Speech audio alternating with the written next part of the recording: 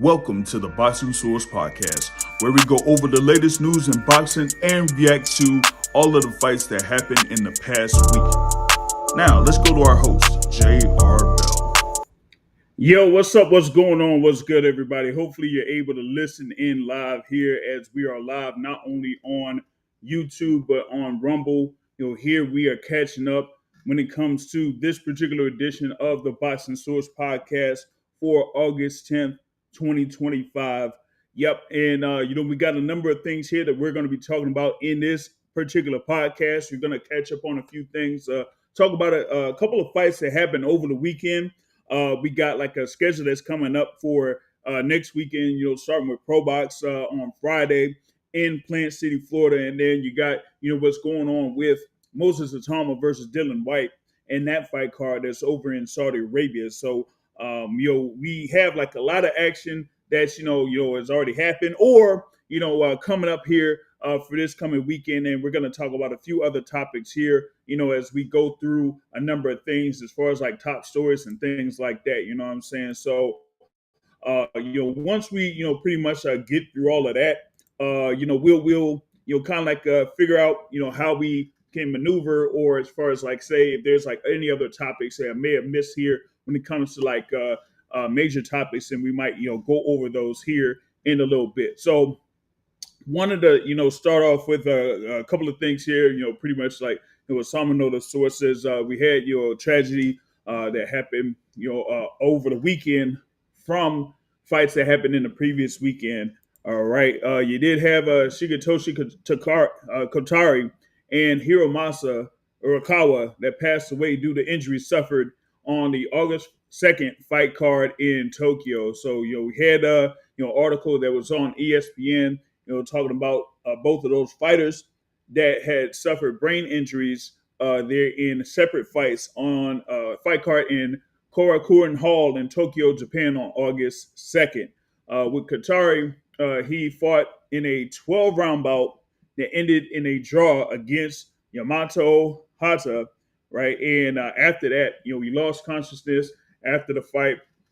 He tried to see if they could do brain surgery. They pretty much did brain surgery to treat a hematoma there. But on Friday, he died due to those injuries. And then you had Urakawa that died on Saturday after brain injuries suffered in his loss to Yoji Saito. So on 2 days, you lost two fighters there, due to brain injuries over there in Tokyo. And as the saying goes, you don't play boxing. You don't play boxing, and at any time, these fighters that step in the ring, that could be, not only their last fight, but it could be, either their last day or the last, couple of days there. So as the saying goes, they put their lives on the line every time they step in the ring. And in some cases, you do have this instance where, fighters do, end up succumbing due to injuries there, when it comes to what's going down. So, rest in peace to those fighters there from Japan. And, like I said, I mean, it's boxing, man, and you can't play boxing. Very dangerous. And, sometimes, you don't necessarily have, those instances where both fighters are able to walk away, scot-free, so to speak, there. And in these instances there, you kind of seen that happen. And, we've known about many instances in the past where fighters, end up losing their lives there after, fights going down. Shout out to, my guy Smitty in the building. He says, yeah, rest in peace to the fallen soldiers. Yeah, boxing is a dangerous sport. Yep, for sure. And here, like I mentioned there with the two fighters that end up, losing their lives due to brain injuries. That just shows you, man, sometimes, things aren't necessarily guaranteed once you step in the ring.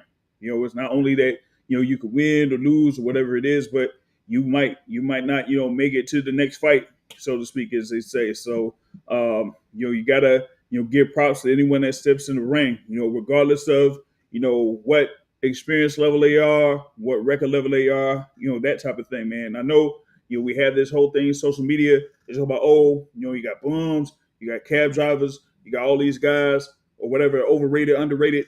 still, at the end of the day, they step in the ring, they get in the gym, they prepare for these fights, they step in there and do their thing. You know what I mean? So that's why you got to give props to them at the end of the day. Or at least I try to on that front. You know what I mean? So just I definitely wanted to kind of like bring that up here in this particular edition of the Boxing Source podcast. All right. One other thing wanted to catch up with is fights that happened pretty much like a couple fights that happened over the weekend. You had something that was going down. I think it was through the WBA or whatnot, right?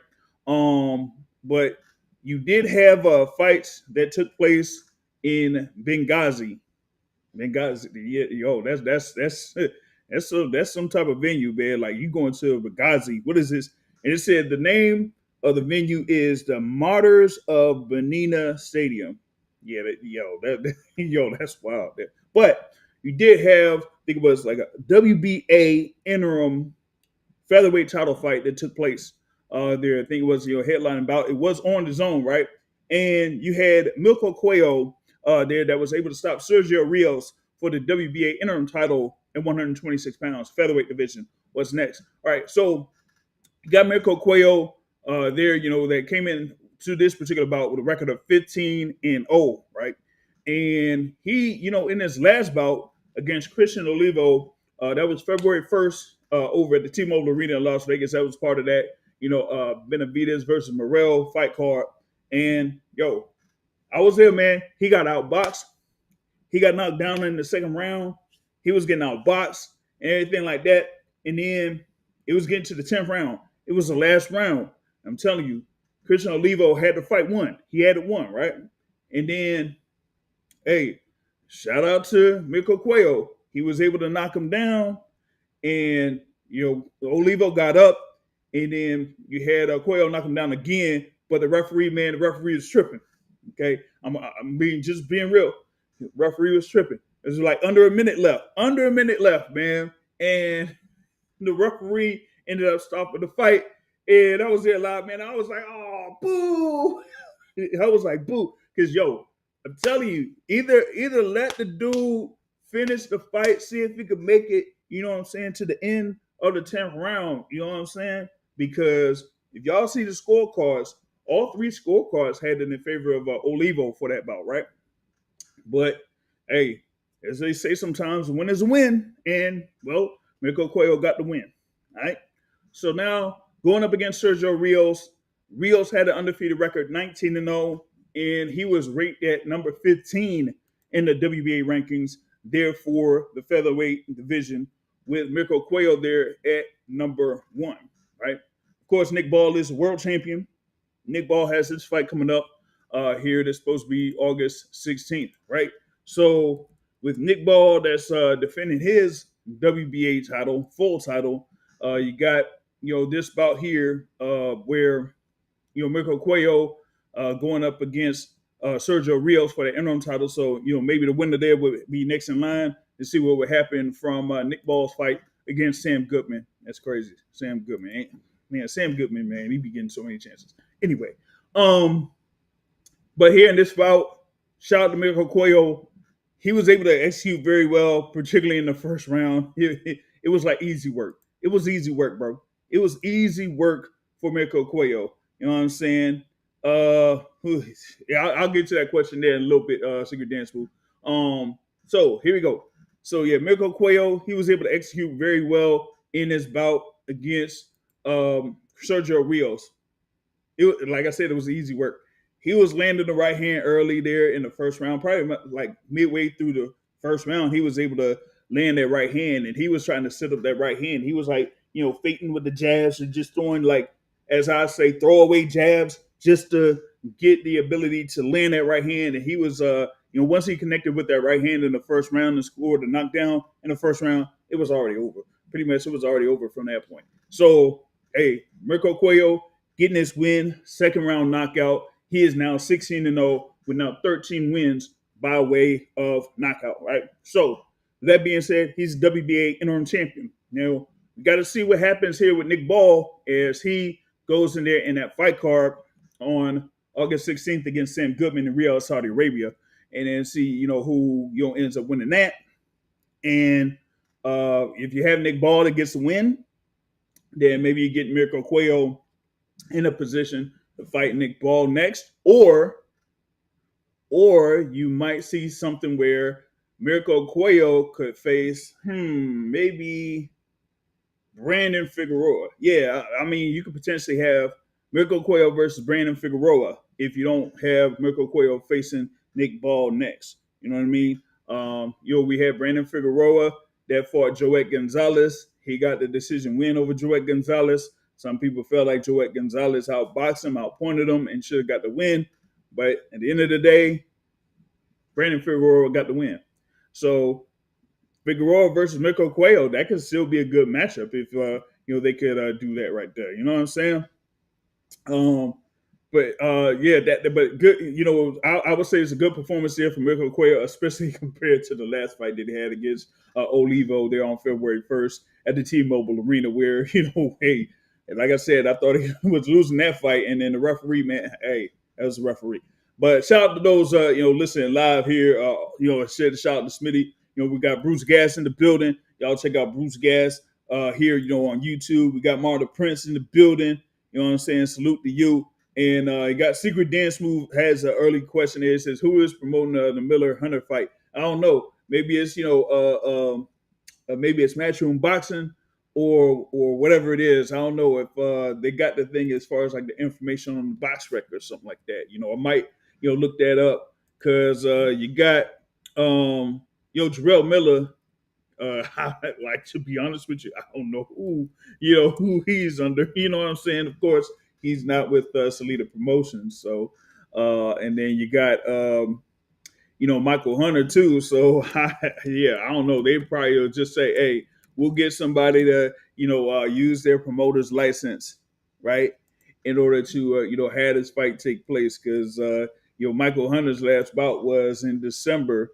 And he was fighting in Mexico, all right? So, they'll just have somebody, just being honest with you, they'll have somebody that got, a promoter's license, and they say, hey, all right, use this promoter's license and do that, because I don't know if it's going to be Zuffa Boxing or not. You know what I mean? we going to see. All right, so yeah, that would be the thing. I mean, I don't know. Maybe they'll say, hey, we'll get you to do that, or, like I said, Zuffa Boxing. If Zuffa Boxing says, hey, we will have this also, part of the whole thing there for that whole weekend, right? But one, you got to see like where this fight will, if it's going to be televised, who's going to pick it up? That's number one. And then number two, if it's going to be picked up, who's going to be the promoter that's going to carry that? So we're going to see how that goes. But I'll talk about it a little bit later there. All right, so it says Martin Prince on the 126 joint. The featherweight division getting interesting. Of course, you got Bruce Carrington that won the WBC interim title, right? You got as I mentioned with Nick Ball. Nick Ball got the WBA title. You know what I'm saying? You got as I mentioned there, Brandon Figueroa that was like interim champion. You got Stephen Fulton there, that's the WBC full champion. You got Ray Vargas that's supposed to be a champion in recess. So we got to see what's going on with him. What else you got, man? You got who do you have as the interim? Not the interim, but the IBF champion. You got Angelo Leo. We got to see what's going to be going down with Angelo Leo as well. They're at 126 pounds too. And for me, you got there with the WBO. You got the guy that I feel like is the top fighter at 126 right now, Rafael Espinoza. Yeah, I know that Bruce Carrington did call out Rafael Espinoza. I don't know like how much legs that particularly has, at least right now, given the status of top rank. So we got to see first where top rank is going to be going from this point forward. And then once they have something locked in, then maybe we could see Rafael Espinoza versus Bruce Carrington potentially for Espinoza's next defense of the WBO featherweight title. So we got to see how that goes on that front. You know what I mean? Yeah. I mean, none of them signed matching with Queensberry or something like that. You say you got the inside on Hunter. Hey, Bruce, just be a little bit patient on that. I might have to speak with you behind the scenes on that front because I've been talking with a few people on that. But Secret Dispute says, I don't even think this bout will happen. Hey, listen, it's boxing. Anything can happen. If it doesn't happen, would I be surprised? No, I wouldn't, because it's boxing. You know what I mean? Says any info on the reported PBC October card. Hey man, it said what, October 11th or 18th, maybe for that. I got like, more news to talk about in reference to other fights that could happen on those dates. So maybe it'll be October 18th. I thought that there would be something set up for September 20th, but I don't know if you're going to go forward with that September 20th thing. We'll have to see, how that goes. But that October, 11th, 18th, they might do something at Barclays. Shout out to Brunch Boxing. They said something on that on that front. Yeah. Said check out the show tomorrow. Got the manager and promoter coming out. Oh, okay. All right. Gotcha. Yeah, I know you had like something going down, I think like later today, but yeah, if you got something going on tomorrow, yeah, I'll be sure to check that out. It says, Secret Dance Moves, don't believe it. Who putting up the money? I don't expect it to happen unless if it's a credible promoter with a channel to show it. Like I said, I mean, but the Zone or they're gonna do something with also Netflix, but hey, we'll see. So yeah, and see Bruce Gas. That's why I was gonna see if I could talk with you there behind the scenes after this particular podcast there, man. So yeah, we'll see how that goes, man. Oh yeah, and in reference to 126, yeah, you got Yan Santana, that fought at the theater at Madison Square Garden on that top rank card with Bruce Carrington. That was on there. You know what I'm saying? And that was a headline with Xander Zayas and what was it? Where he won the WBO super welterweight title. Yeah, you got also Makito Nakano, Kolmatov, former champion there. Yeah, turned into a marquee division. Yeah, you got still former champion also Luis Alberto Lopez. Man, we got to see what's up with him too. So yeah, 126 is looking good, but I still haven't necessarily seen a unification at 126 pounds. So yeah, that's the thing about it. You know what I mean?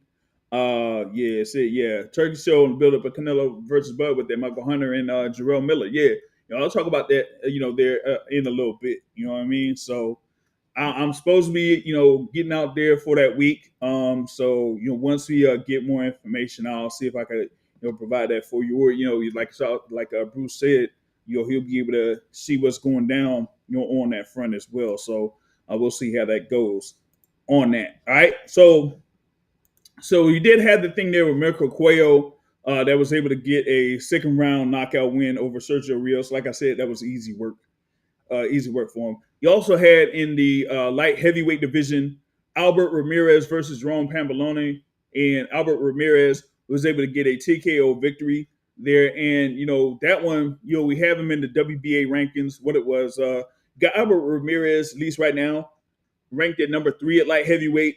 You had Jerome Pamboloni at number 9 at light heavyweight. Of course, you got Dimitri Bivol as the WBA super champion. You got David Benavidez as the WBA world champion, and you got Felix Sturm as the WBA gold champion. Hey, that's the WBA for y'all. But Albert Ramirez, he is there as the the international champion. They got international, intercontinental. They got USA. They got Continental Americas. They got the Continental North America. Listen, I'm telling you, boy, the WBA be having it's like about 10 different belts or something. It's crazy. If you go into light heavyweight division, you'll see about like a whole bunch of champions take out something. It's insane. But yeah, the thing here with Albert Ramirez getting his win over Jerome Pamboloni, that was like a 7th round stoppage victory there. They threw in the towel. The corner of Pamboloni threw in the towel there for Pamboloni, and Albert Ramirez gets that win. As I said, he's there ranked at number 3. But I watched a few of those rounds. They're saying Albert Ramirez is like a contender of sorts there, but listen, he looked He was missing some good. He was missing a good amount of shots there, boy. I ain't gonna lie. He was missing a lot of shots there within range, and I'm like, is he supposed to be like one of those serious contenders at 175? Yeah, I don't know about that. Cause I don't know about that. Cause listen, he was swinging and he was missing and he was like overshooting the hooks sometimes and all that type of stuff, but we did land solid there in the sixth round to score a knockdown, but that's that first knockdown in the seventh round. I'm gonna be real with y'all. That wasn't. It didn't look all too solid, bro. It didn't look all too solid. So I'm gonna just say he won the fight. He got his stoppage win. He's the WBA, I guess, international champion. Okay, and we'll see what could be in store there for Albert Ramirez. They're at 175 pounds. I talked about all those guys that have a belt there for the WBA. We know that Beterbiev is going to be, busy. We got WBA regular champion, as I say, David Benavidez is going to be facing Anthony Yarde. Of course, I had a conversation with David Benavidez earlier this week. That's on the the YouTube channel here currently. So you got Benavidez versus Yarde. You got Beterbiev that has a fight there against Dion Nicholson on that same card, November 22nd. Dimitri Bivol, they say that he's recovering from back surgery. I guess he's recovering from back surgery. All right. You got like other contenders there, like Alexander Gavazic, of course, former world champion. David Morrell Jr., has a fight coming up too, versus Callum Smith that's slated, for that interim belt there for the WBO. Michael Eifert, who could be a potential opponent for a highly ranked fighter at 175 pounds. So you got like a number of fighters out there at 175. Albert Ramirez, he's there. I guess he'll be in the mix. He's like number 3, almost in like every single organization out there. So maybe next up is one of those fighters that is higher in the rankings to get him closer to a world title shot. But here in this fight against Jerome Pambolone, man, yeah, all I know is he kind of looked, you know what he looked like? I'll tell you what he looked like. He looked like Christian and Billy sometimes when Christian and Billy gets wild with his shots. That's who he looked like. I'm being real with y'all, man. A shout out to my guy Just Do Boxing, tuning in live here, on YouTube, man. What's good with you? But yeah, I just wanted to, talk about those two fights at the very least. That was on that card in what is that, like freaking Benghazi, Libya. Like, how do you have a whole fight card in Benghazi? It says it was, like I said, a WBA event, KO to drugs. All right, that was the event name for that fight card out there in Benghazi. They did also have like Francisco Fonseca on the card and Mike Perez on the card in the no contest. But he was still on the card nonetheless, right? So hey, I mean, shout out to the WBA, coming up with that card out there in Libya. You know what I'm saying? Hey, I don't know, man. As I say, it's boxing. All right, it's boxing. Oh man, but yeah, that's what you had there on that front, right? All right. So next up, I'll also talk about one of the major topics here. We was mentioning here before in reference to the heavyweight bout that was announced through like Ring Magazine or whatever it is. Late last night or whatever. You got Jarrell Big Baby Miller and Michael Hunter have agreed to fight on September 11th in Las Vegas, Nevada. He said it's going to be, I guess, part of that weekend for September 13th. Of course, you're going to have Canelo Alvarez versus Terence Crawford September 13th for the undisputed super middleweight championship. But you're also going to have a number of events that's going on surrounding that weekend. You're going to have the Box Fan Expo that's going to be on the early afternoon, pretty much, of September 13th. There's going to be some amateur fights that's going to be included during that event there on September 13th. We'll talk with the WBC president, Mauricio Suleiman, where, he said that there's going to be a tournament for, the game Undisputed that's scheduled for September 12th as well. So, they got a lot of things planned for that fight week they're over in Las Vegas. And, with this being one of those announcements that, where it's kind of like a key bout, particularly in the heavyweight division. We talk about the WBA, they're still, right now, you got Michael Hunter as the WBA gold champion. Okay. And you got Jarrell Miller currently ranked at number 6. So Michael Hunter is at number 1. Jarrell Miller is at number 6. Michael Hunter does have, the WBA gold champion. You got super champion there, Alexander Usyk, and if y'all check out the WBA website, you'll see, who is also there in the rankings. I ain't gonna talk about the belts. I'm not gonna do that. All right. So, like I was saying there with Jarrell Miller, he had been, talking online and stuff like that about, well, we stepped up to Jarrell, Jaron Anderson, Big Baby versus Big Baby. Had like a brief interview with Jarrell Miller, after the fights that took place in Queens, New York, in that tennis stadium there, Louis Armstrong Stadium, which, like, we don't need any more boxing events like in a stadium like that ever again. I'm sorry, we can't do that. All right. But Jarrell Miller, had stepped to Jaron Anderson. Thought he could have had the smoke with Jaron Anderson. That ain't happening. He also was talking about at one point, Deontay Wilder. That ain't happening. So now it looks like they come to terms to have this fight here with Michael Hunter. And, as I mentioned there, Michael Hunter, WBA gold champion, ranked number 1 in the WBA rankings. This is like a, good bout here to kind of like see who could get higher up there in the heavyweight division. Of course, you still have the, I guess you could say, 2-time undisputed champion, Alexander Usyk.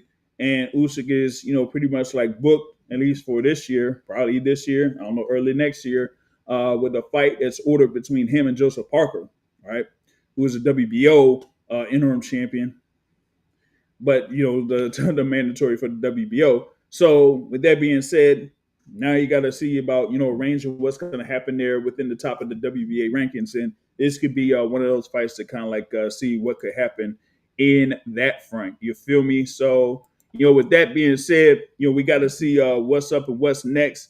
For Michael Hunter, this could really be something here where he could, climb up the rankings overall in the heavyweight division if he gets his win over Jarrell Miller. And for Jarrell Miller, he still, had that tough break against Andy Ruiz. A number of people felt like, he should have got that win over Andy Ruiz last year. But it ended up being a majority draw. So now, now he's, trying to look for another fight to get back in the mix. Yes, he did get stopped by Daniel Dubois in 2023 there in that heavyweight event that happened in Rios, Saudi Arabia. But, we tried to get back in the mix against Andy Ruiz, and it just ended up being a draw. Now he's having this set up here for September 11th in, as I say, Las Vegas, Nevada. And we'll see how that, is going on with that. You feel me? Yeah. So, yeah, Bruce Gas. Yeah, that's what I'm talking about. Okay. So you kind of get where I'm at in this particular sense. You know what I'm saying? So yeah, y'all check it out with Bruce Gas there, coming up, so to speak. All right. So I'm looking forward to it. Like I said, it's gonna make for a big overall fight week. Hopefully I'll have something also in the works before fight week. I don't know if it's gonna be during like the Boxman Expo that's supposed to be September 13th, but I'll have something, going on or going down, so to speak, kind of like surrounding fight week and boxing overall. So y'all be on the lookout for that. Some people know about, what I've kind of like been working on when it comes to the sport of boxing, but at least by the week before or the week before September 13th, I'll have that, ready to go. You know what I'm saying? It says, Bruce Gas says, hold up. In the heavyweight division, one good win can get you a huge payday. Yep, for sure. So that's the thing with this is like you could get yourself in a position for another really good fight out there in the heavyweight division. And we've seen a lot of action there within the heavyweight division, not just at the top there with, Alexander Usyk, Tyson Fury, Daniel Dubois, but, as I mentioned there, Jarrell Miller, has been in the mix there. You've had Agate Cabello has been in the mix, also. You had Joseph Parker, there that's done, his thing too here in the heavyweight division. So it makes for a good little mix of fights that's been happening at or around the top 10 or top 15 or whatever in the heavyweight division and whatnot. So with that being said, with this kind of like being announced to take place on September 11th, and it makes for good action for us to look forward to there during that week. All right, so you do have that. All right, so wanted to see about getting to another topic here real quick before about the next major topic. All right, so I wanted to talk about this a little bit more here, given that I'm in the area where all of this stuff is like going on and going down, right? Mr. Gary Russell Jr. wants to fight Lamont Roach Jr., but Lamont Rose Jr. wants to fight Gary Antoine Russell. Yeah, so we had this whole thing here with Gary Russell Jr., okay?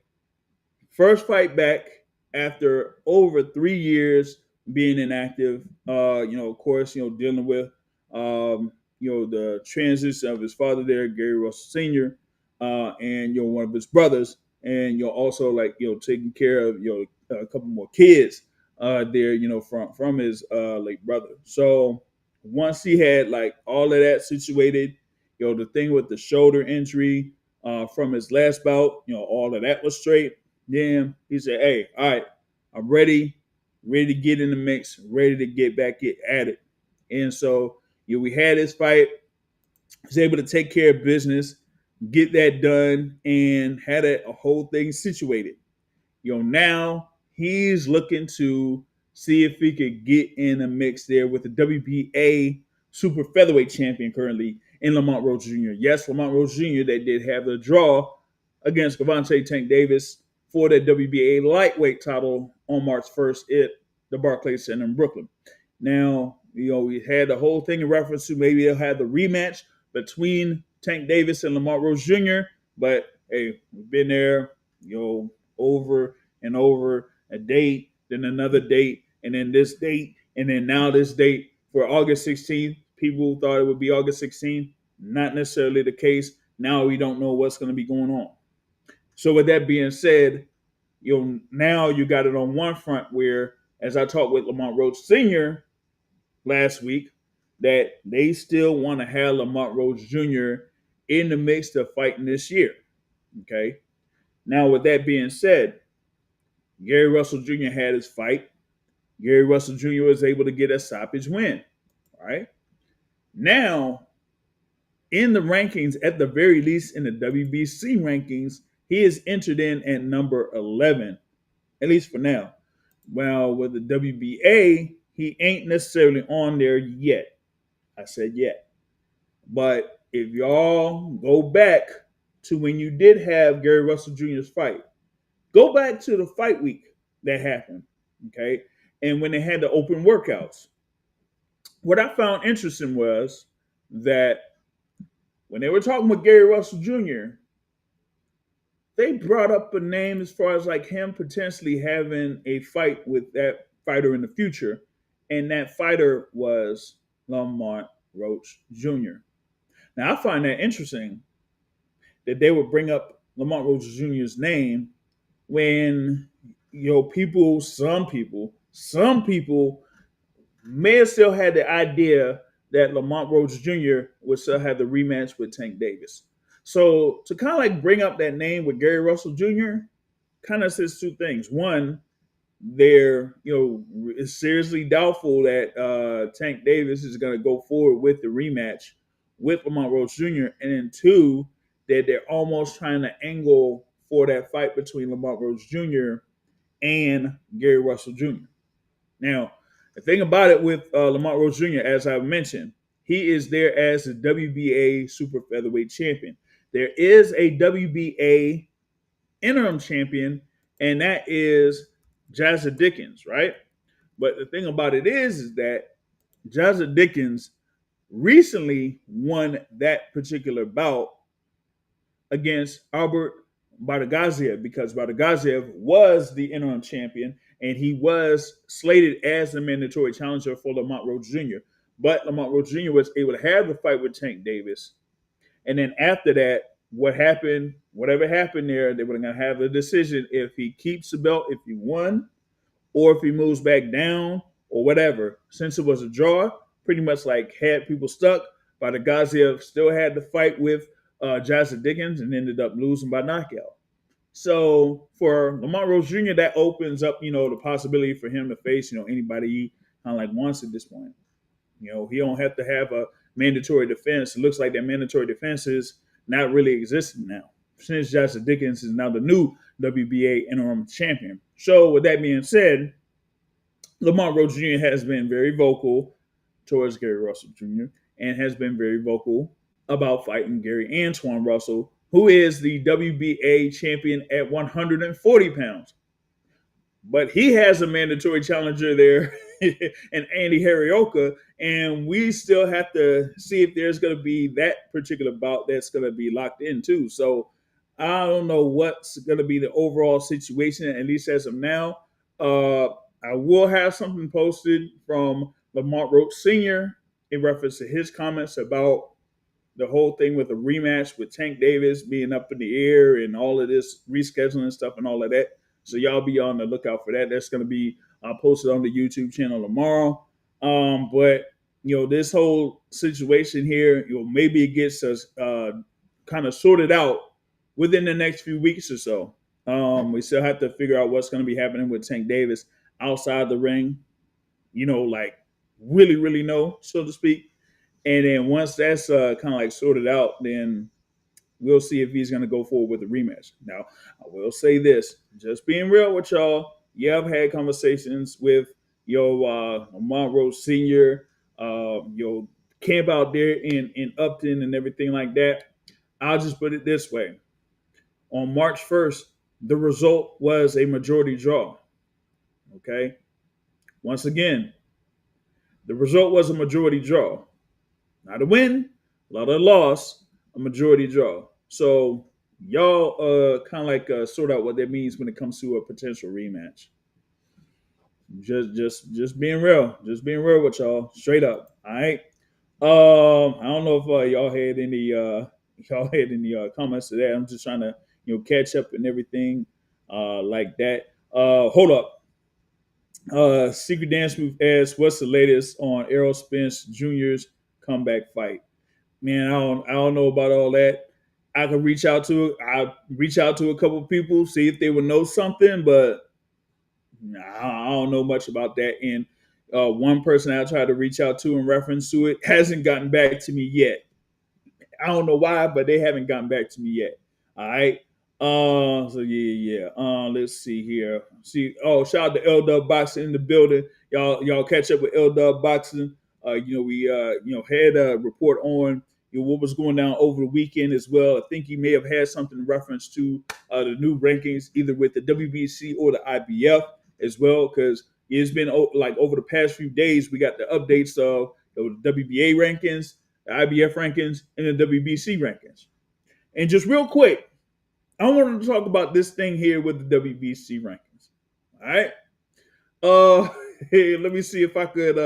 I'm gonna see if I can share it real quick on the video. You know what I'm saying? You won't be able to see this here because of course I had this available on audio form through Spotify, right? But I'm sure that my guy L Dub has seen this. He's probably talked about this as well. But in the WBC rankings, man. Oh man, hold on, man.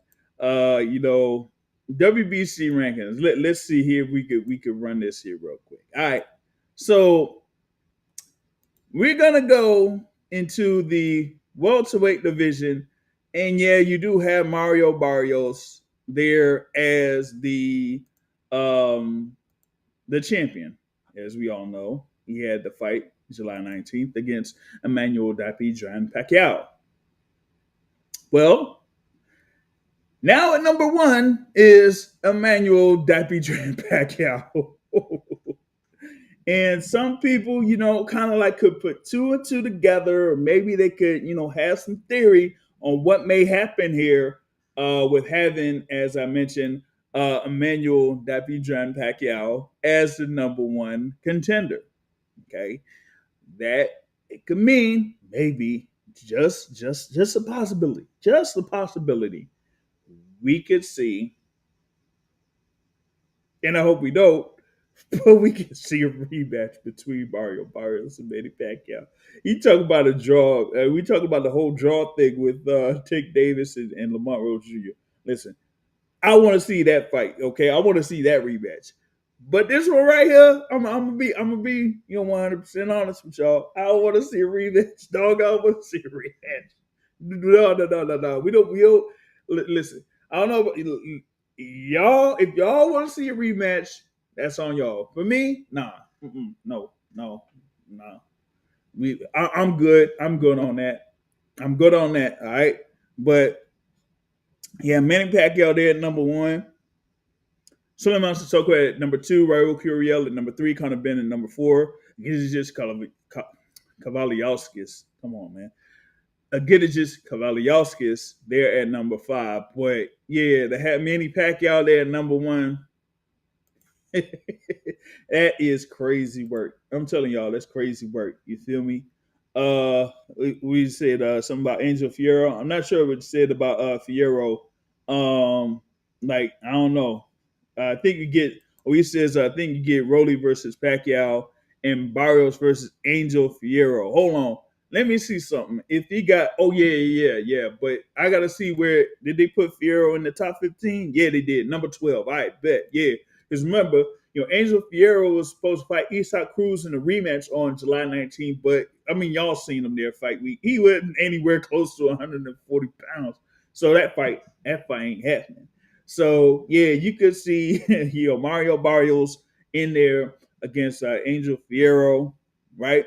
And then you're gonna have Manny Pacquiao that could potentially be in there against Rolando Rolly Romero. Hey, Rolly Romero, WBA champion, and welterweight Rolly Romero. That's what that is, man. So I mean, that hey, but if you had that in the same card, what if you had that in the same card?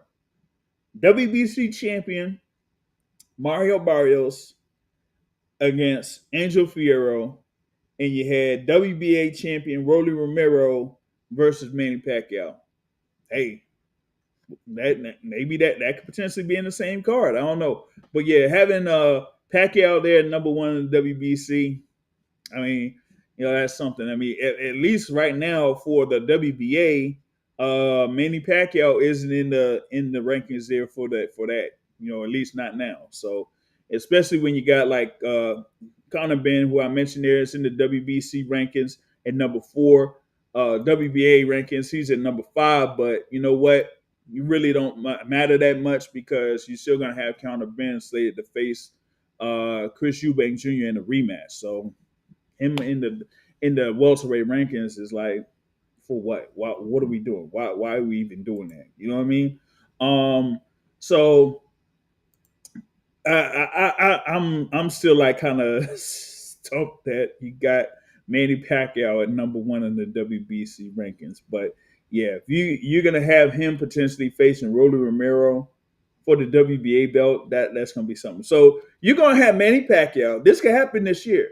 Manny Pacquiao, who, by the way, is the 2025 International Boxing Hall of Fame inductee. He's in the International Boxing Hall of Fame, guys and girls. All right.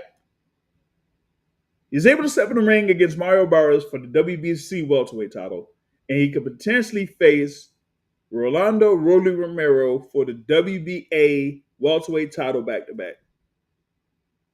Crazy work. I'm telling you, it's crazy work. All right. So I want to get to another major topic here that was on the docket. It says here, rumors are circulating here that Vergil Ortiz Jr. could be fighting Keith Thurman. Is there or are there any legs to the rumor? And I hope not. I hope not. I hope not. I mean, you got Vergil Ortiz Jr., who is the WBC interim champion at 154 pounds. Okay. You got Keith Thurman. What is it? Keith Thurman? Keith Thurman Jr., whatever. They're rated currently at number 8 in the WBC. You got Jaron Ennis ranked at number 1 in the WBC, but that's a whole nother story. We're going to talk about that later. But you got Keith Thurman there rated at number 8 in the WBC rankings. Now, coming off of Vergil Ortiz Jr.'s last bout, he said that they were dealing with injuries to his hand and that type of stuff, and having the fights against Boachuk and Israel Madrimal back to back. That maybe they could have, as they say, a one-off or a tune-up, as they would say, there for Vergil Ortiz Jr. because they're talking about, these are grueling bouts or tough bouts back to back. So they want to see if you have like another bout to kind of like get at least stay busy or get in the mix and stuff like that to say before having another high profile bout. But Keith Thurman, that's something. I mean, Keith Thurman, as I said, he had the fight against Brock Jarvis. Easy work against Brock Jarvis. Thought he was going to have a bout there with Tim Tszyu. Tim Tszyu, went ahead with the bout for the WBC Super Welterweight title against Sebastian Fundora, and we saw what happened with Tim Tszyu there. Yeah, that was bad. Okay. So, with that being said, Keith Thurman, has been out there, looking for fights. He's talking about, Jamel Charlo. He's talking about Boots Ennis. He's talking about a number of other fighters that could be out there. But Vergil Ortiz fight, I mean, it would be a good event. Bruce Gass says he would watch Thurman versus Ortiz. Yeah, I mean, it would be an interesting matchup. You got, the experience of Keith Thurman going up against Vergil Ortiz Jr. there, of course, who's been up and coming. He was a contender at welterweight, and now he's a super welterweight, now interim champion there, WBC interim champion. So we'll see how that goes. Shout out to my guy there, brother Joseph, here, checking in on the Boxing Source podcast. Now it would be interesting there on that front, but I have to see if there's any legs to it. Like I said, that's another fighter there, Vergil Ortiz Jr., that maybe I could get a little bit more information on, but I hadn't reached out to certain people in reference to that. And you have his manager that is there on social media. You have his father there, Vergil Ortiz Sr., that's on social media. So you could kind of get a better idea of what would be happening with Vergil Ortiz Jr. from those guys. Joe says that he believes that Xander Zayas versus Keith Thurman to be a more believable bout. Depends on what they want to do with Xander Zayas. Of course, after him just winning the world title there against Jorge Garcia Perez, that was in the theater at Madison Square Garden. Good performance. Was able to get a unanimous decision win to win that vacant WBO title. So, either they're going to try to have him in a bout in Puerto Rico or, have a regular title defense potentially by the end of the year, and then maybe go up against one of the more notable fighters. Keith Thurman, so I was like, right off the rip, I don't know if you would have Xander Zayas at 22 there at this particular point going up against Keith Thurman. I think it's more about, it would be more likely for Ortiz and Keith Thurman, especially when Golden Boy, had made a post, or Oscar had made a post some time ago saying that PBC and Golden Boy could, partner up and stuff like that. So we'll see. He says, brother, Keith Thurman would be run out of the ring by Ortiz. Oh man, I see, but that's another person that I'll see if I could catch up with. That. Bruce Gass says, I think that Sebastian Fundora is going to go after Zayas. I mean, they'll they had that opportunity. I'm not sure if the WBO has something where the top two fighters when they fight for the vacant title that they have to face the next fighter in line. I think the IBF does that, but I'm not sure if the WBO does that. I have to see if I can catch up with them or get information if that is the case or not. But Xander Zayas, I would think would have a one-off bout defending that WBO super welterweight or what they say light middleweight title. I think WBO says light middleweight. All right. So he would have that one off to, have that voluntary defense. I think it is. So if he has the ability to have a voluntary defense, I think he's going to be able to go forward with that. And then after that, then we'll see what would be the more notable bout that he could have here, possibly whatever I would say around February or March of 2026. So we'll see how that goes, on that front there. So we got to see, how that is. All right. So what else is there on that front? So wanted to also, talk about this here real quick. Just wanted to get this out of the way because this was like one of the topics that had really like went through like boxing circles, boxing airwaves over the previous few days. Okay. And that's this thing about, is this news about Terence Crawford and Snack a big deal, a little deal, or no deal? For me, it's a no deal. Come on, y'all. It's a no deal. Man, you don't want to talk about a fighter that's at 180 something pounds, possibly here, before his bout coming up against, as I say, Santos or Alvarez Barragan. Come on, this is nothing, burger. We ain't saying, were people saying something about, when Errol Spence Jr. was around 180 plus pounds, before his bout against Sean Porter? Or I think it was also, he said, I think it was before his bout against Mikey Garcia as well, right? A lot of these fighters, they are like at a high weight before they get down to the weight that they compete in, okay? And you have a number of fighters that are under the snack program, okay? Some people talk about Devin Haney or, like I said, Demetrius Andrade, right? You have, I think, Sean Porter was under snack, right? You could name a multitude of fighters that have been under that program and things like that, and nothing really has come out or been said about those guys. You know what I mean? So Terence Crawford, he's been in the snack program for years.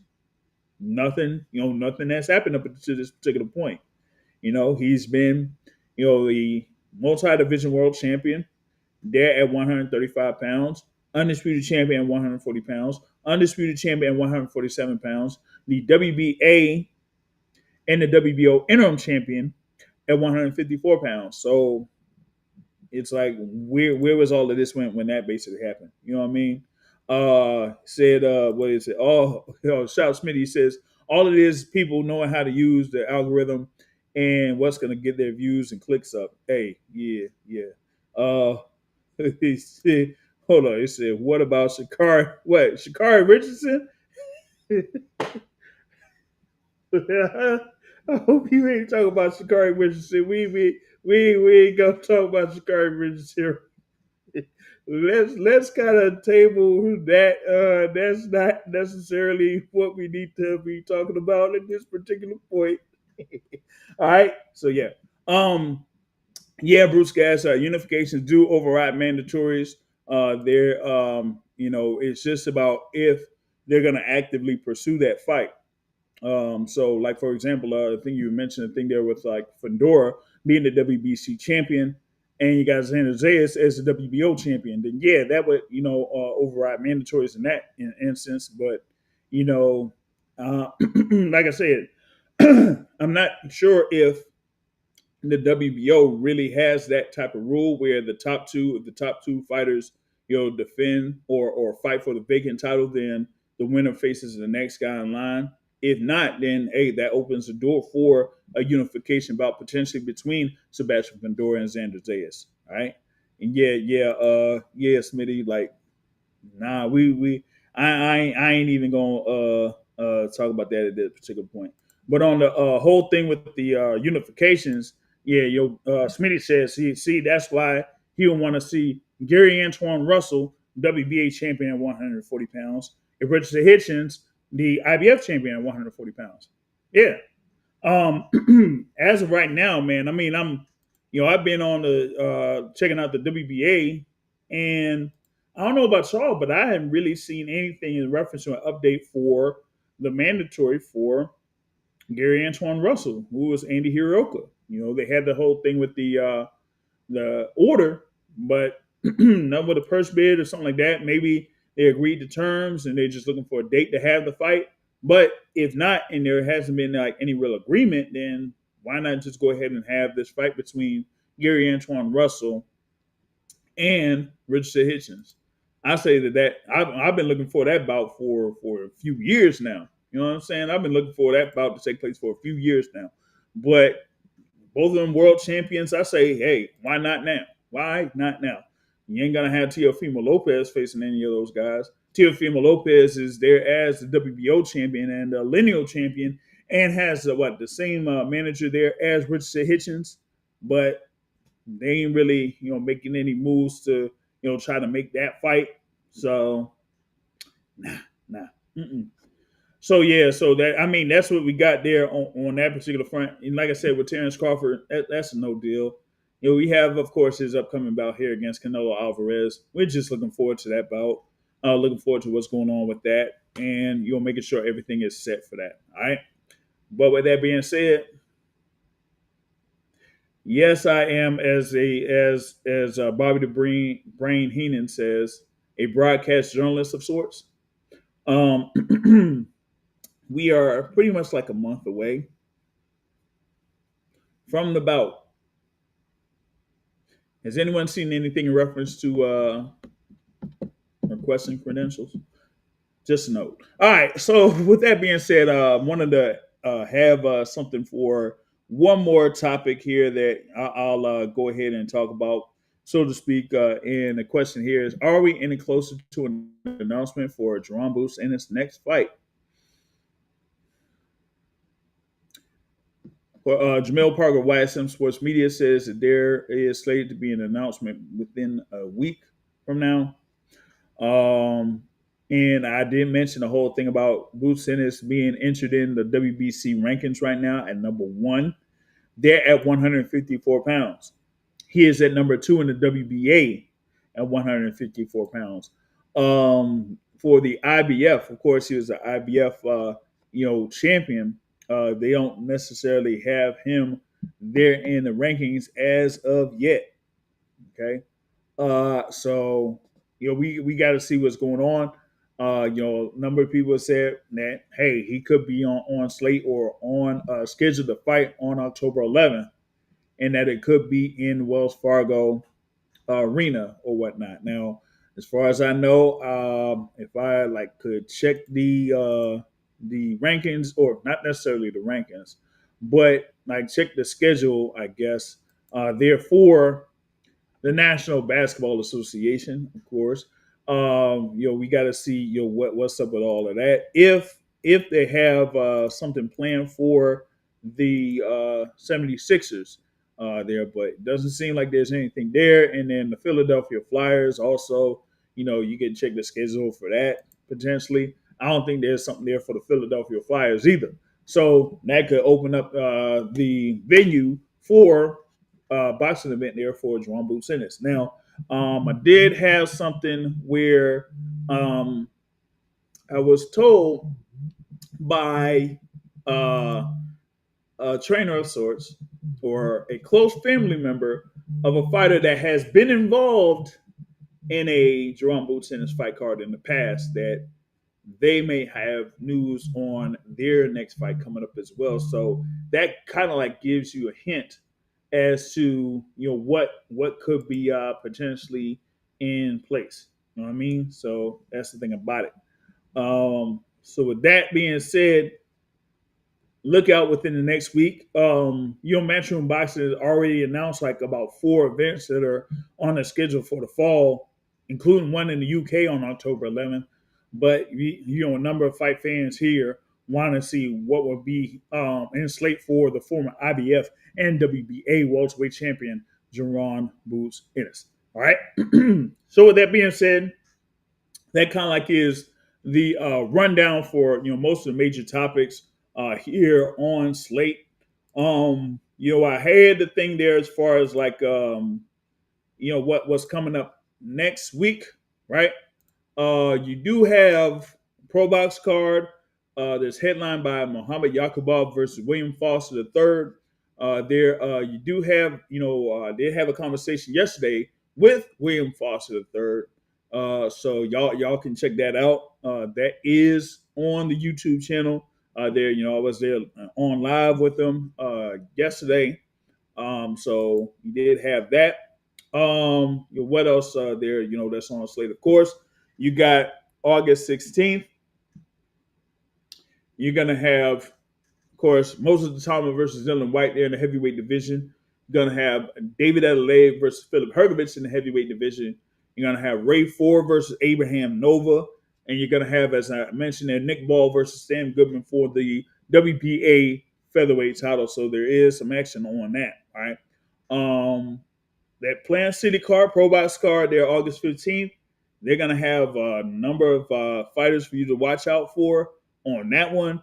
And yeah, they did have an announcement in reference to their next card. That is Friday, September 5th in Washington, D.C. There. But be on the lookout because I'll see if I could have something posted on theboxingsource.net in reference to that fight card September 5th. All right, so with that, I mean, there's only probably one other thing that I wanted to touch on here, right? So yeah. Yes, man, you see where I'm going with that. So there was one thing here that I kind of seen. This is on ESPN, and this is something, right? This is from August 6th. I'm gonna see if I could go ahead and share this real quick. This is from August 6th, right? And this is from, what is it, Adrius Hill? And he talks about, the thing with Artur Beterbiev facing Dion Nicholson. And he says the expected third fight between Bivol and Beterbiev is on hold indefinitely after it was announced Tuesday that Beterbiev will return November 22nd against Dion Nicholson. Now, this is from August 6th, but a couple of days later, you had the whole thing there with Dimitri Bivol talking about he had successful back surgery. You come on, Smitty, you tripping, man. Come on, man. You tripping, bro. Come on, man. We can't continue to do this, man. We can't continue to do this, bro. Come on, man. What are we doing, man? What are we doing? Oh man. So we gotta stop talking about Shakur, man. That's gonna be a whole different conversation on a whole different channel. You feel me? But no, yeah. Like I said, a PR move from Dimitri Bivol. PR move from Dimitri Bivol. I mean, we ain't hear nothing. Listen, we ain't hear absolutely positively nothing from Dimitri Bivol about them going forward with another fight with Artur Beterbiev. Okay. Then we see this thing here about Beterbiev facing Dion Nicholson on November 22nd. Isn't it kind of interesting that days later we get this news about Dimitri Bivol? I'm just putting this out there. Isn't it interesting that you get that news from Dimitri Bivol? And now some people are kind of saying, does this mean that Dimitri Bivol will go ahead and have a fight against a Michael Eifert, who I think is the IBF mandatory challenger? Now, remember,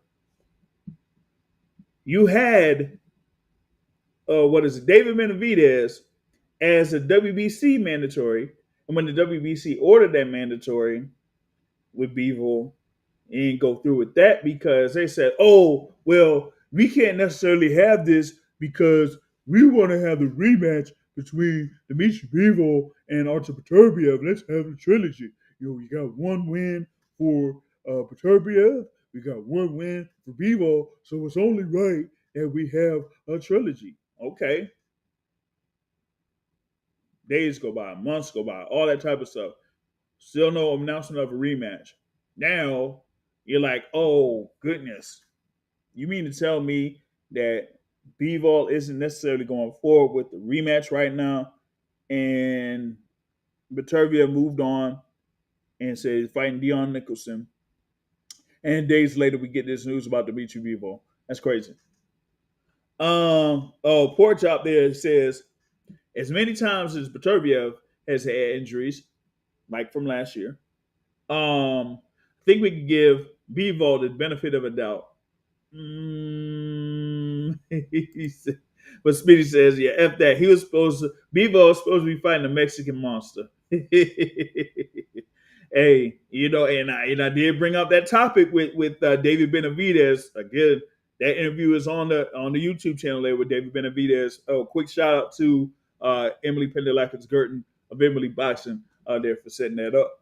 But we talked about that there briefly a little bit.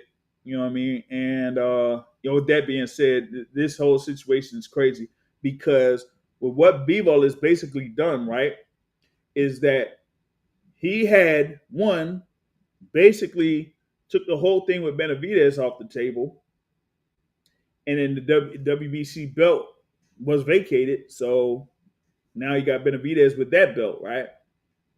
Now with Beterbiev, you don't have that fight with Beterbiev, and now Beterbiev is on a fight that's on the same card as Benavidez versus Anthony Yarde. So we could have at least had Beterbiev versus Benavidez, but nope. Everybody was waiting on Dimitri Bivol. You know what I'm saying? Yeah, big ups on that. He says Bivol isn't doing a trilogy or Mexican or fight with David Benavidez. Meanwhile, they both fighting on the same card. Yeah. I'm telling you, man, if Dimitri Bivol fights Michael Leifert, oh my God. Because some people probably seen the play early that when you had the WBC order the mandatory, you had the IBF order the mandatory, that Bivol was probably going to angle towards fighting Michael Leifert. Hey, listen, the IBF be IBFing, okay? They do what they do. Once they order the mandatory, either you fight the mandatory or you get stripped. It doesn't matter who you are. As I've been saying many times over, ask Canelo Alvarez. The IBF has stripped Canelo Alvarez multiple times in the multiple divisions. They don't care. So with Dimitri Bivol, it will be really interesting if he does end up having that fight against the IBF mandatory challenger there in Michael Leifert. That would be insane. But it definitely could happen. You could see that taking place. If it goes down like that, it's insane. You know what I mean? You said like all last man. Hey, I don't know, man. I want to see if I can get some reaction from like an Artur Beterbiev too. Maybe one of his coaches. I'll see if I can reach out to them. But I want to see if like Beterbiev would like to say about it. You know what I mean? Like I said, you already have what Benavidez is talking about, but it makes for a crazy situation. They're at the top of the 175-pound division. All right. So definitely wanted to, touch on that there. But that's what, I got here so far in this edition of the Boxing Source podcast. Shout out for everyone that's been able to listen live, or if you checking out the replay, whether it's, through YouTube, Rumble, or in audio form there through Spotify or, other audio apps where you can listen to this podcast. Here at the Boxing Source, we thank you for that. Like I said, check out theboxingsource.net. We're going to have a couple of articles up on that. Also, we have a whole bunch of interviews and conversations on the Boxing Source YouTube channel from the past week. All right. So, like I was saying, had a conversation with Coach Bob Santos. All right. Have Coach Ronnie Shields, of course, every Tuesday. We had Elijah Pierce, right? We had, fighters from No Excuse Gym, Lamont Roach Sr., of course, trainer there and the head of No Excuse Promotions. We had Jordan Roach, Ben Johnson. We also, went to Hillcrest Boxing Gym. We talked to Frankie Scarborough Jr., talked to Irvin Fuller III. We talked with Coach Nesto and Nesto Rodriguez, right? We had that conversation there with, as I said, the WBC world champion there, David Benavidez, right? And then, have conversation there also with William Foster, right? So all of that stuff happened within this week. So definitely check that out if you haven't done so already. And we're going to see if we can have more stuff planned, at least on the YouTube channel. I don't know if it'd be live or whatever it is, but we're going to have more stuff planned for y'all here on the Boxing Source. But with that being said, y'all, that is all I got. I'll catch y'all later, folks. Peace out.